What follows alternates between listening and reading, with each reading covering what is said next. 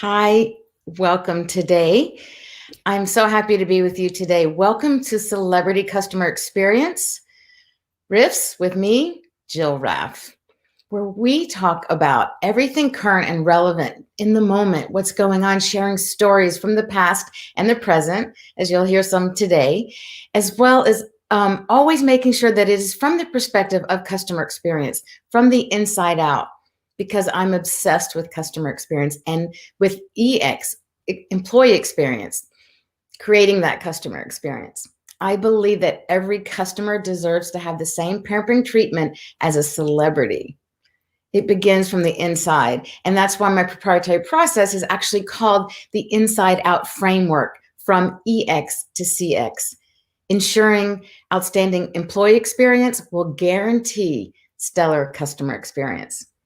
And I specifically created this show to help businesses during this challenging time, wanting to shine a light on them and their innovation during crisis, and to help them get more business, as well as the ability for others to learn from them. So today it's just me, and other times we have guests. So please, join in every Thursday, 12 o'clock.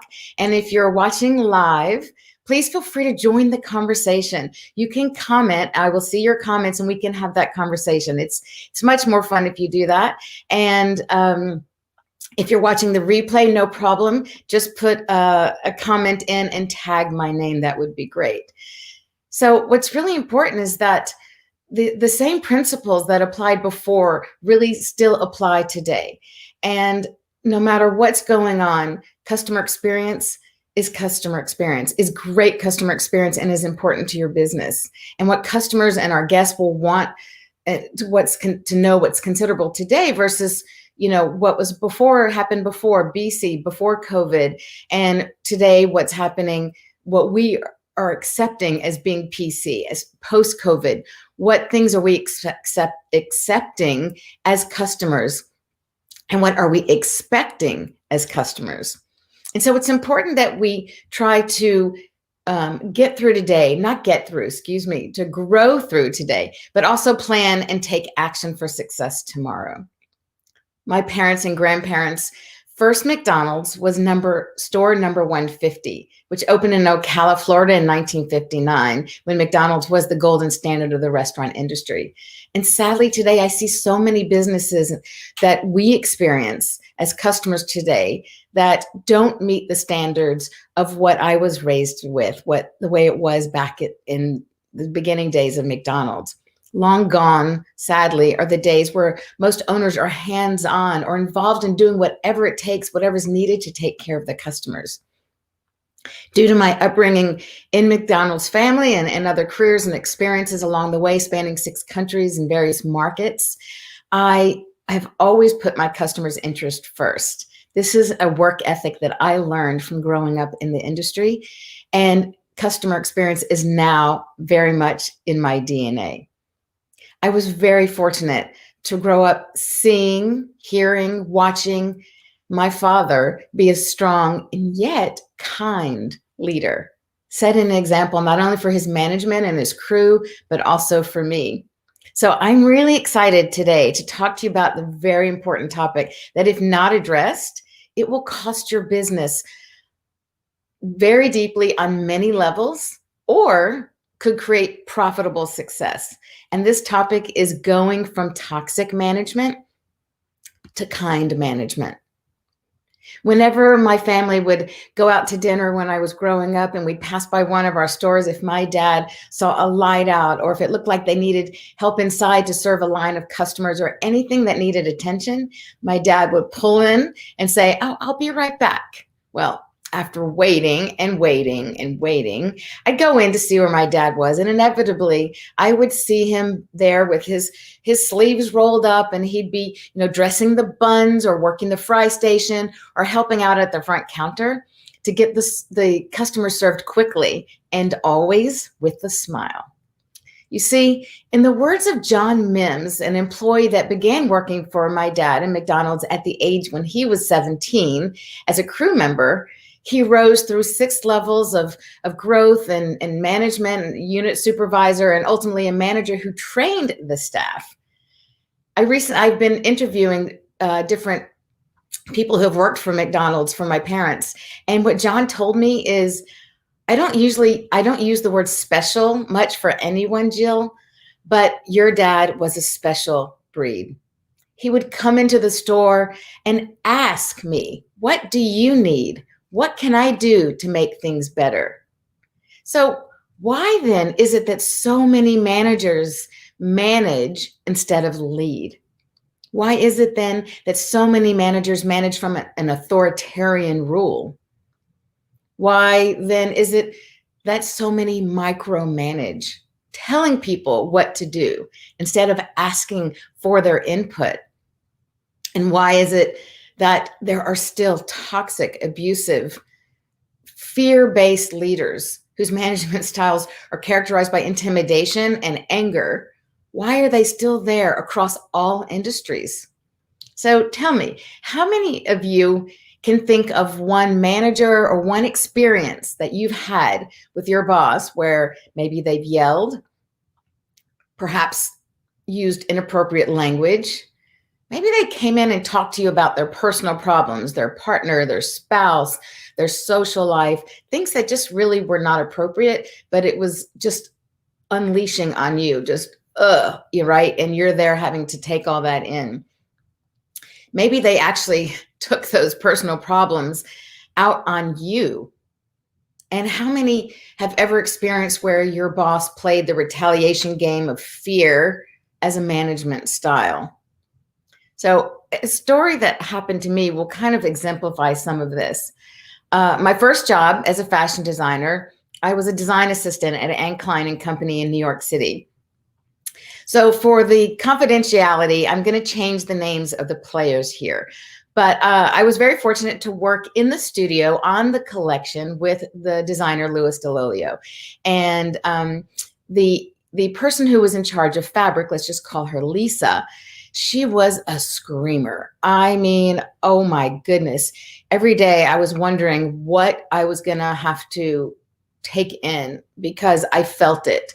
And her, even though I had a kind of a small office with my boss, just the two of us in this narrow space off of the main studio, we were all right there. And anytime if she was, didn't like a price that was being charged and she was negotiating, or she was upset because there were goods that were being delivered late and she's working against deadlines and whatever it was, she would slam her fist on the desk and she would scream on the top of her lungs. I mean, literally, I could, like, almost when she would slam her hand down, I could almost feel my own desk shake. It was loud, and you can't help but absorb and feel that. And on top of that, you know, my boss, I learned so much from her. But unfortunately, she was a bit of a screamer too. Not as bad as, let's say, Lisa, who was in charge of fabrics. But as I mentioned, we were both in this small kind of narrow office space off of the main studio. And unfortunately, she would tell me daily about she was going through a divorce, and I would hear her stories about it every day, like I was a therapist. I was in my early 20s, you know, what did I know? I was just there to learn the craft and the details of the design work on a major collection.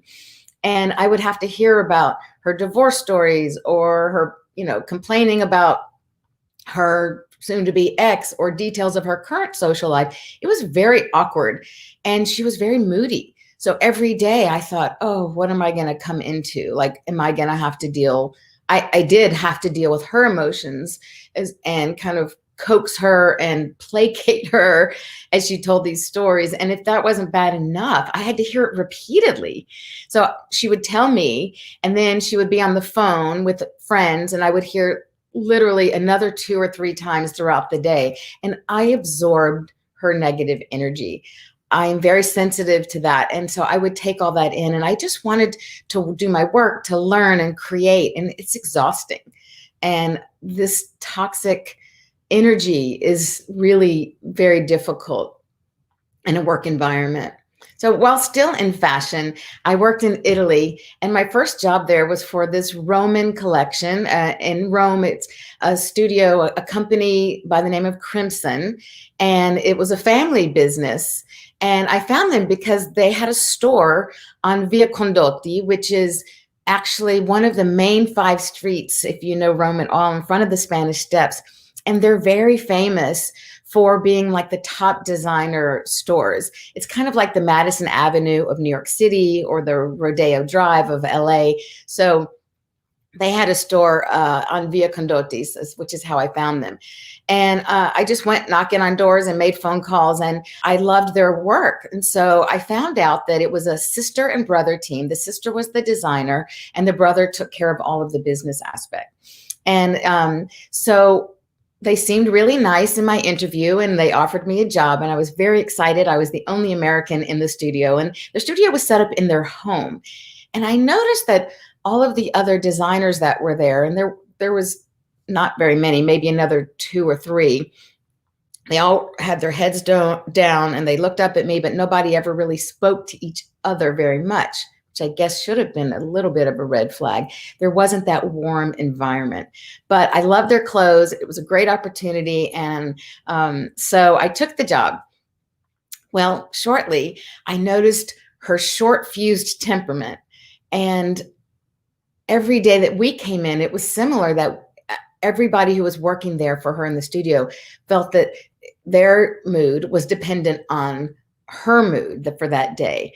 And same, if she was, in an emotional state that wasn't a good one, if she was upset about delivery times or something wasn't working out, everyone was afraid to do or say something that might set her off. And I noticed also that nobody left for lunch. Everyone ate working at their desk and in their drafting tables. And thinking about it retrospectively, I was like, what was going on there? There was no culture. There was no community that had been created by her and her brother. And I noticed that as everyone was eating through lunch, I said to them, when we interviewed and they laid it out that I had an hour for lunch, but nobody took it. Well, I did. I was like, this is our agreement. It's my contract. And I left. I needed a breather. I needed to get out of that space, which was toxic. And I would go swim every day during lunch down the street. And it was such an amazing escape. But it's really a shame, because there was an opportunity to create a really wonderful team around this small collection, and a lot of creativity was going on there. And yet, unfortunately, she created this negative work environment where the employees didn't feel comfortable raising their concerns. There was this constant tension and this heavy, reticent tone that everybody felt like we were all walking on eggshells. So finally, after a short while and a few months, I just I can't take it anymore. It's too toxic. And I left. I quit. And I sent out my portfolio and resumes to other design houses and ended up in a much better place. So those are some examples of some toxic environments, some bad managing styles. John Mims, let's come back to him for a minute. He told me, I left my job because how bad it was. And John said, there was no turnover with your dad's stores. He described my dad as a gentle giant, which I kind of laughed at, because he said he was well respected from all. And he didn't take, in his words, he didn't take crap from anyone. But at the same time, he said, you know what? Your dad came in and he said to me, I'm going to teach you everything I know so that you can succeed. Wow. Who doesn't want that from a leader, from a boss, from a manager? He told me, your dad demanded the best from us, which is why we all wanted to work for him. And he never micromanaged us. So when you have toxic, angry managers who are not aligned with your core values, because I cannot believe that anyone would have this kind of attitude and management style, leadership style as a part of their core values, it affects 4 key elements of your company. Number 1, it affects the morale of your people. And when I say your people, I mean everyone who touches your company. You are creating a culture, an ethos that you allow, that you accept, this kind of behavior, or one where you say, no, this is not who we are? And that will affect the morale of your people. What kind of productivity will you get from them if people are downtrodden and if people are miserable and unhappy? Secondly, it affects turnover, of course. People don't leave their jobs, they leave their bosses. I didn't leave my job as a designer in this company in Rome. I loved it, but I left because the boss was impossible. She was toxic.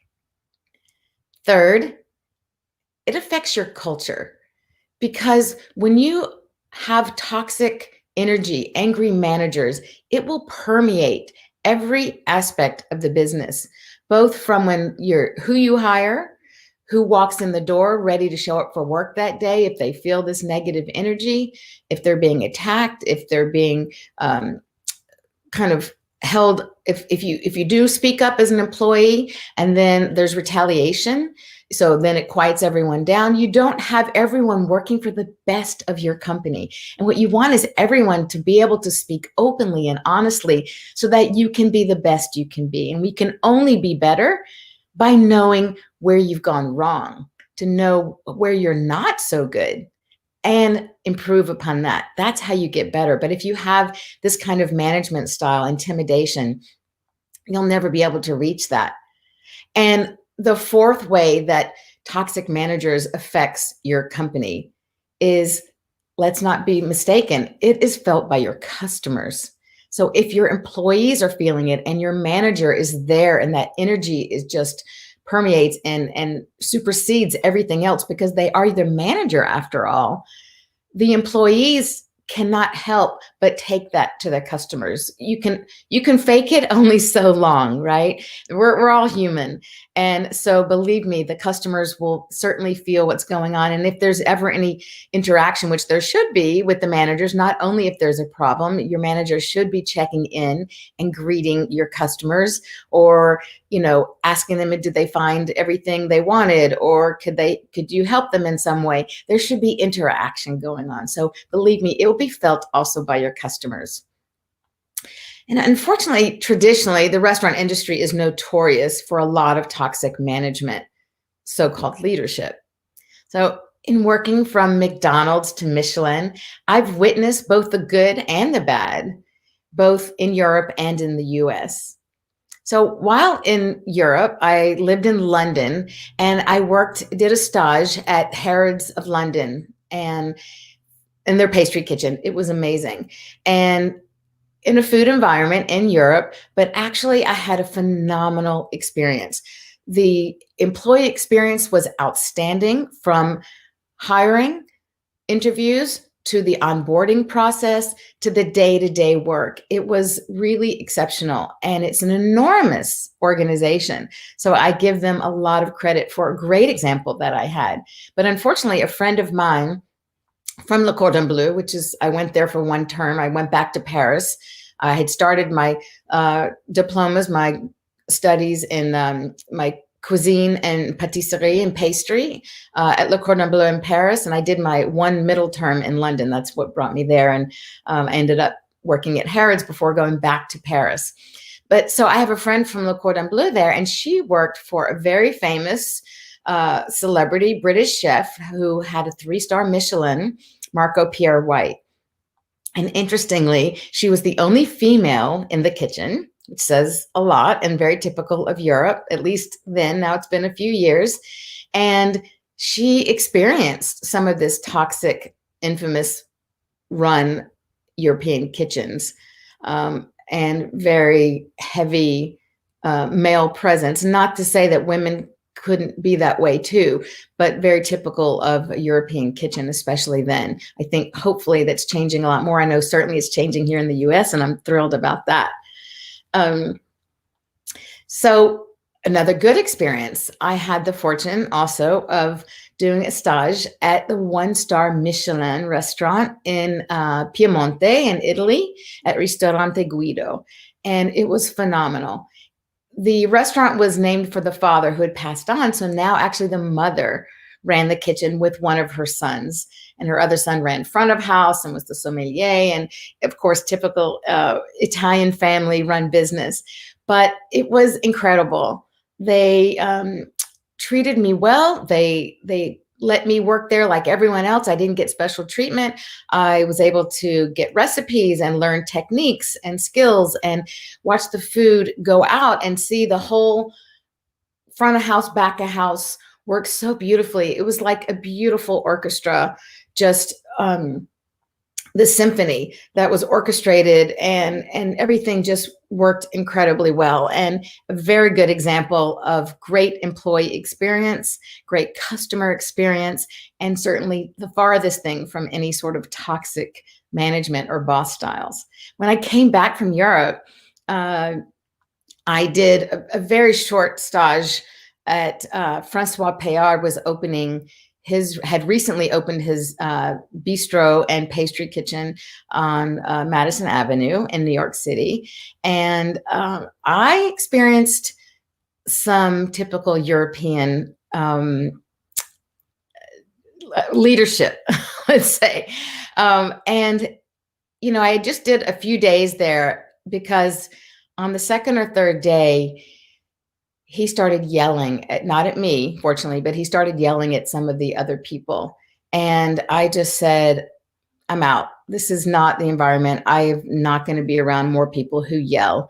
And life is too short to be yelled at. And quite frankly, if you want me to do my best work, if you want me to produce the best I can for you, don't yell at me.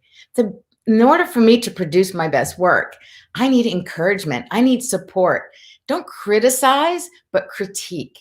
Give me constructive feedback. And I think that's what we all need in management styles, not this yelling and angry and blaming and putting down. No one wants blame. And blame, what is blame anyway? How does it help? It doesn't. It just makes people feel bad and never want to do better.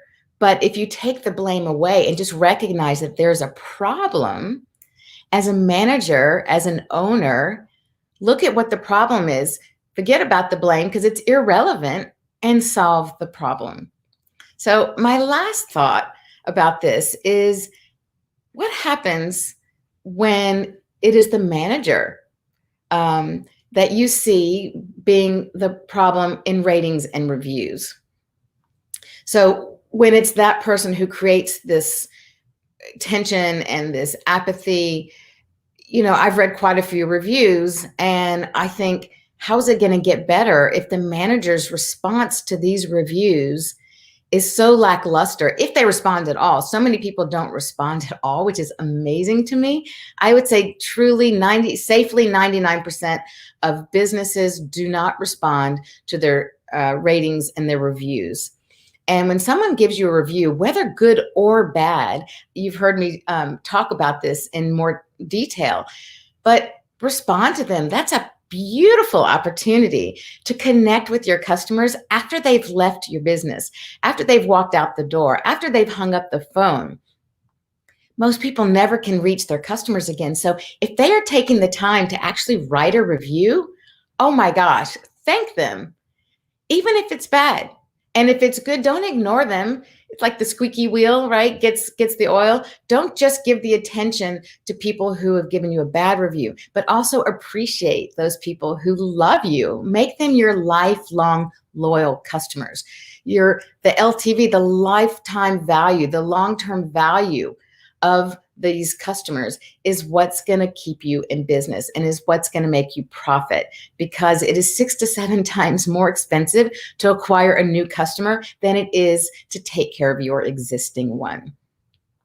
So when you see complaints, and as the owner, I think as the owner, you need to also be aware of what's going on in the reviews. So you can see when people are complaining about your manager, because if the buck stops here, in terms of who's looking at your reviews and the buck stopping at your manager, and the manager is the problem, do you think anything's going to change? No one's going to turn themselves in. And if they're doing that, either it was an off day, because we are all human, and they say, oh my gosh, look what I did. I messed up. Let me make it right. And I'm going to work at being better. or they're just a bad egg and they haven't been hired according to your core values. They haven't been educated to what it means to work for your company according to your core values. And they haven't really applied that in the business. So that is something as an owner that I think you really need to take care of, because you need to make sure that everyone is held responsible from the management on down. And do what you have to do. If it means imposing some sort of discipline on your managers, then do so. Insist on them getting support, getting counseling, getting training. Take the reins and invest in your people. I say it all the time, invest in your people. So again, just, mentioning the restaurant industry and how it's sadly infamous for a lot of this kind of attitude and behavior. I really have to commend David Chang, who's a star in the industry. And I'm going to quote him because it's a perfect example of owning the negative and trying to do better. So here's what David said. Throughout my career, I have been known, even celebrated by the media, amazing, for being an angry bully in the kitchen. I've tried not to hide my shortcomings, and I've worked extremely hard to become a better leader and a better person. Now, what more could you want? Better leader and person. When you become a better person, I think the other way around, when you first become a better person and you work and you look within to be the best individual you can be, as just only thinking of you, then you have so much to offer everyone around you. So once you become a better person and you work on yourself, then you can become a better leader. So the key takeaway, I think, is to strive to become a better leader and a better person, to go from toxic management to kind management. You want people to feel and experience the kindness as an ethos of your company culture from within. And when I say that, I mean true, respectful, mutual support. Kindness comes from mutual, respectful support. And if you do this, you will increase your retention, because again, it bears repeating. People leave a toxic boss, and don't leave their jobs. A lot of people would be sad. They may not want to leave your company, but if the boss is angry and, just grueling to be around every day, no, life's too short. No one's going to do that. So you are losing a lot of money and leaving a ton of money on the table, and it costing you outright a lot of money when you have to replace when you have to replace your employees, your customers too. So because of this, it's very amorphous, it's very abstract. So to make it very real for you, if you want to see what your employee churn cost is, how much your employees that leave, it's like a revolving door, what is it costing you? It's hard cost, it's soft cost. There are so many ways that it's costing you. But if you want to see specifically for your company, I invite you to, let's see here.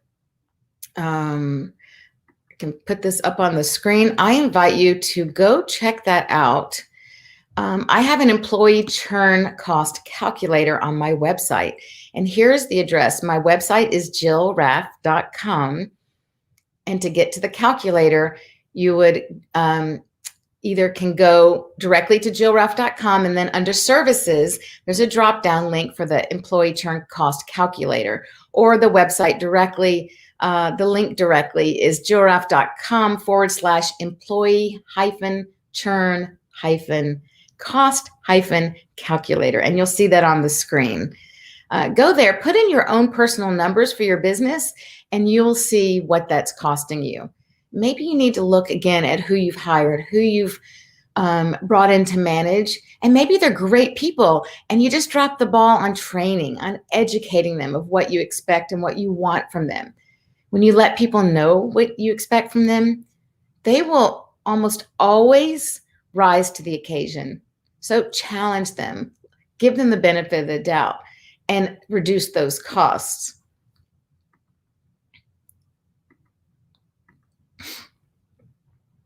I'm going to leave you with this. John said to me that most everyone, with regards to my dad's store again and working for him, and he said almost everyone left the stores when the stores were sold after your dad died, and that his wife tells him that until today, when he talks about Mr. Raff, and he said to me, I still call him Mr. Raff because that's the respect that he earned, and that's the way I see him. So he told me that his wife says that even till today, when he speaks about Mr. Raff, that there's a smile on his face. Now, this is proof of managing from kindness. And I encourage each of you to practice kind management and notice the changes in your work environment. Please write and let me know when you do this. And I would be really curious to see, because I know you will see a drastic difference, a drastic change. So practice kind management and not toxic management. And let me know your results. I hope that you've enjoyed today, that you've gotten some tidbits, some things that are helpful for you. And I look forward to seeing you again next Thursday on Celebrity Customer Experience. Thanks so much.